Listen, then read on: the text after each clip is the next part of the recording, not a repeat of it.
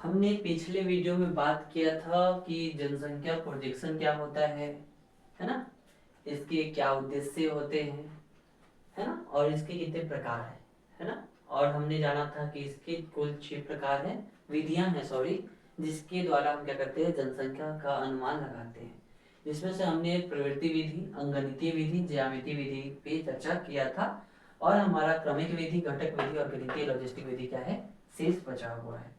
थोड़ा सा अगर हम क्यों रिवीजन करें तो जो हमारा प्रवृत्ति विधि है ये हमें क्या करता है कि जो पास्ट में जो जनसंख्या का रुझान रहा है उसके आधार पे क्या करते हैं, हम लोग जनसंख्या का अनुमान लगाते हैं कि भविष्य की जनसंख्या क्या होगी। ठीक है। दूसरा है हमारा अंकगणितीय विधि, है ना। यह मुख्यतः हमें दशकीय वृद्धि बताता है कि जनसंख्या का दशकीय वृद्धि कितना है, उसे निकालने के लिए हम इसका उपयोग करते हैं। ज्यामितीय विधि में क्या होता है कि हम जनसंख्या वृद्धि के प्रतिशत को क्या मानते हैं, स्थिर मान करके क्या करते हैं, भविष्य के जनसंख्या का क्या करते हैं, हम लोग पूर्वानुमान करते हैं। ठीक है, क्लियर है यहाँ तक। एक बात याद रखेंगे कि अगर मान लीजिए कि किसी देश की जनसंख्या काफी तेजी से बढ़ रही है तब हम उसके लिए हम ज्यामितीय विधि का प्रयोग करते हैं, क्योंकि ये मुझे काफी अच्छे से क्या करता है, उत्तर देता है। ठीक है। अब नेक्स्ट है हमारा क्रमिक विधि। क्रमिक शब्द से ही कुछ क्लियर हो गया होगा, इंक्रीमेंटल मेथड कहते हैं इसको। ठीक है। मान लीजिए कि किसी देश की जनसंख्या 100 थी, ठीक है। 100 से फिर देश की जनसंख्या 130 हुई और फिर उस देश की जनसंख्या 169 हुई। ठीक है, मिलियन में मान लीजिएगा। ओके, तो हम क्या देख रहे हैं कि पहले जनसंख्या 30 बढ़ी, फिर कितना बढ़ी, 33 बढ़ी, क्या बढ़ी, 33। तो ये जनसंख्या में क्या दिख रहा है, ये क्रमिक वृद्धि हो रहा है। कैसा वृद्धि हो रहा है, क्रमिक वृद्धि हो रहा है। इस वृद्धि का अगर हम जनसंख्या में क्या करते हैं, इस्तेमाल करते हैं अनुमान लगाने के लिए, इस विधि को कहते हैं क्रमिक वृद्धि। क्रमिक वृद्धि विधि, इंक्रीमेंटल मेथड, अर्थात किसी देश की जनसंख्या में अगर लगातार वृद्धि हो रहा है तो हम उस देश की जनसंख्या का पूर्वानुमान करने के लिए क्रमिक वृद्धि विधि का क्या करते हैं, प्रयोग करते हैं, है ना। इसको एक और नाम से जाना जाता है, वृद्धि में वृद्धि, है ना, कि कितना वृद्धि हो रहा है बार बार बार बार। ठीक है, तो ये हमें काफी सटीक जानकारी दे देता है जनसंख्या का कि क्या जनसंख्या होने वाला है। ठीक है। नेक्स्ट हम बात करते हैं तो वो है आपका घटक विधि। इसका अगर न्यूमेरिकल की बात करें तो एग्जाम में नहीं आएगा, तो ज्यादा दिमाग लगाने की जरूरत नहीं है ना। अगर होगा तो हम इसके लिए एक अलग वीडियो डाल देंगे, लगभग 5 से 10 मिनट का वीडियो बनेगा एक प्रश्न पे। ठीक है। नेक्स्ट है आपका घटक विधि, है ना। घटक विधि क्या कहता है, ये आपका काफी महत्वपूर्ण विधि माना जाता है और सामान्यतः इसी का उपयोग हम लोग करते भी हैं। ठीक है, घटक विधि का ही उपयोग हम लोग करते हैं, इसको हम कंपोनेंट मेथड कहते हैं, कंपोनेंट मेथड कहते हैं, घटक विधि कहते हैं। ये काफी महत्वपूर्ण विधि है। ठीक है, इसे हम आधुनिक पूर्वानुमान विधि भी कहते हैं, है ना। आधुनिक पूर्वानुमान विधि भी कहते हैं क्योंकि यह जनसंख्या का सबसे सटीक हमें जानकारी प्रदान करता है ना। इसमें हम 3 चीजों को शामिल करते हैं इस विधि में, एक जन्म दर, दूसरा मृत्यु दर और एक प्रवासन।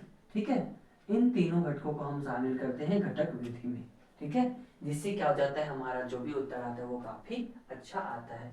अब हम इसके लिए एक बहुत प्यारा सा एग्जाम्पल लेंगे। ठीक है, मान लीजिए किसी देश का जनसंख्या, ये देश का जनसंख्या 100 है, क्या है, 100 है, और वहां पे जो बर्थ हो रहा है वो हो रहा है 50। ठीक है, और जो डेथ हो रहा है वो हो रहा है 10।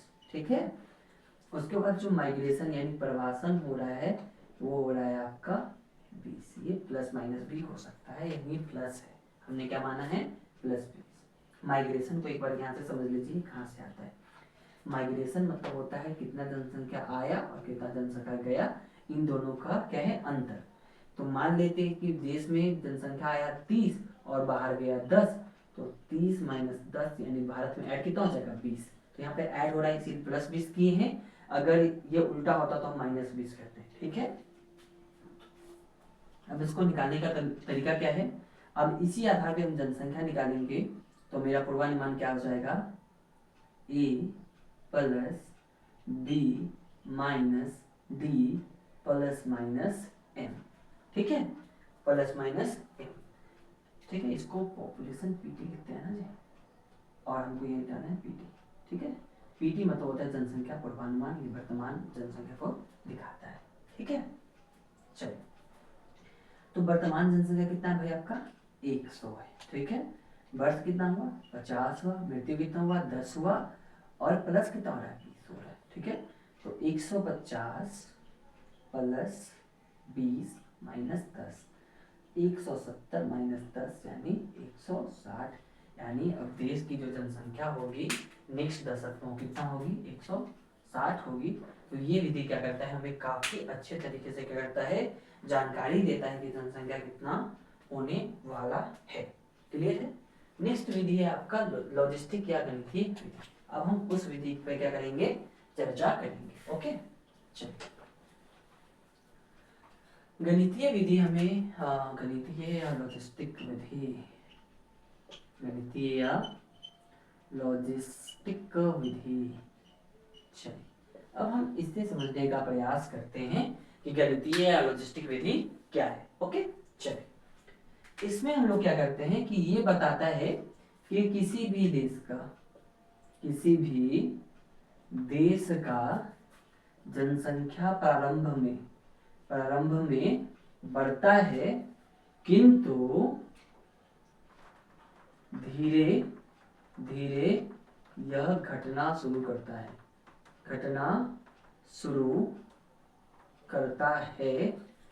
क्योंकि संसाधन सीमित है। ठीक है, ये विधि क्या कहता है कि किसी भी देश का जनसंख्या क्या होता है, स्टार्टिंग में बढ़ता है, लेकिन जैसे जैसे आगे बढ़ेगा जनसंख्या वृद्धि दर घटना शुरू हो जाता है, क्योंकि जनसंख्या संसाधन क्या है, सीमित होता है। क्लियर है। देखो, अब इसको एग्जाम्पल समझते हैं। हम भारत का एग्जाम्पल लेते हैं। साल 1950 से 80 के दशक में भारत में क्या हुआ, तेजी से जनसंख्या बढ़ता हुआ देखने को मिलता है। ठीक है, उसके बाद धीरे धीरे 2000 के आसपास से जनसंख्या दर क्या होने लगा है, घटना शुरू हो गया है। क्यों, क्योंकि हमारे पास संसाधन क्या है, सीमित है। संसाधन क्या है, सीमित है। अगर जनसंख्या बढ़ता चला जाएगा तो संसाधन का उपयोग तो नहीं कर पाएगा, मेरे लिए भार बन जाएगा। इसीलिए क्या कहा जाता है कि अगर संसाधन सीमित है तो जनसंख्या क्या होता है, धीरे धीरे क्या होता है, घटना शुरू कर देता है। अर्थात अगर हम छोटे से वाक्य में बोलना चाहे तो प्रारंभ में जनसंख्या बढ़ता है, किंतु बाद में जनसंख्या वृद्धि दर क्या हो जाता है, घटना शुरू कर देता है। इसे हम कहते हैं लॉजिस्टिक विधि यानी गणितीय विधि। ठीक है, इस तरह से हमने जाना जनसंख्या के पूर्वानुमान की कितनी सारी विधियां, सभी को हमने क्या किया, जान लिया। ठीक है, अब हमें क्या करना है कि एक चीज है, 1 मिनट अगर हम देख लेते हैं तो छूट तो नहीं रहा है। हाँ, ये हो गया है। अब इसका उपयोग क्या है, ये हमारा टॉपिक होगा कि भाई ये पूर्वानुमान जो हम कर रहे हैं इसका क्या उपयोग है ना। पूर्वानुमान कर रहे हैं इसका क्या उपयोग, इससे एक एमसीक्यू में तो आ ही जाना चाहिए। चलिए भाई, अब देखो उपयोग क्या है। तो पहला है कि आप इससे क्या कर सकते हैं, शहरी व ग्रामीण नियोजन कर सकते हैं या रणनीति बना सकते हैं। नॉर्मल सी बात करो कि भाई आप क्या बना सकते हो, रणनीति बना सकते हो कि हाँ भविष्य में कितनी जनसंख्या होगी और उसकी क्या क्या आवश्यकताएं होंगी, आप उसको इस रणनीति के तहत पूरा कर सकते हो। इसमें मेनली होगा शिक्षा, स्वास्थ्य, रोजगार और अवसंरचना यानी इंफ्रास्ट्रक्चर। यानी भविष्य की जनसंख्या को कितनी मात्रा में स्वास्थ्य, शिक्षा, रोजगार और अवसंरचना की जरूरत पड़ेगी, इन सब नीतियों का नियोजन हम कर सकते हैं जनसंख्या के पूर्वानुमान के द्वारा। ठीक है, तो इसको हम 4 पार्टों में क्या करेंगे, डिवाइड कर देंगे। मतलब ये 4 मुख्य क्या है, इसका उपयोग है। इसको न लिख करके आप वो 4 लिख सकते हैं, ठीक है। उसके बाद ये आपका क्या रहता है, नेक्स्ट है आपका वित्तीय, क्या है, वित्तीय व सामाजिक चुनौतियां जो हैं इसमें भी उपयोग होगी, ठीक है। अगर हम जनसंख्या का प्रोजेक्शन कर लेते हैं कि कितना जनसंख्या हो सकता है, ठीक है, तो उसके अनुसार हम अपने पैसे को क्या कर सकते हैं, उपयोग कर सकते हैं, है ना, कि मेरे पास जितना पैसा है किस प्रकार हम इन जनसंख्या पे क्या कर सकते हैं, इसका इस्तेमाल कर सकते हैं। इस तरह से मेरा वित्तीय नियोजन होगा, क्या होगा, मेरा वित्तीय नियोजन होगा, हम जनसंख्या के अनुरूप अपना प्लान बनाएंगे, ठीक है।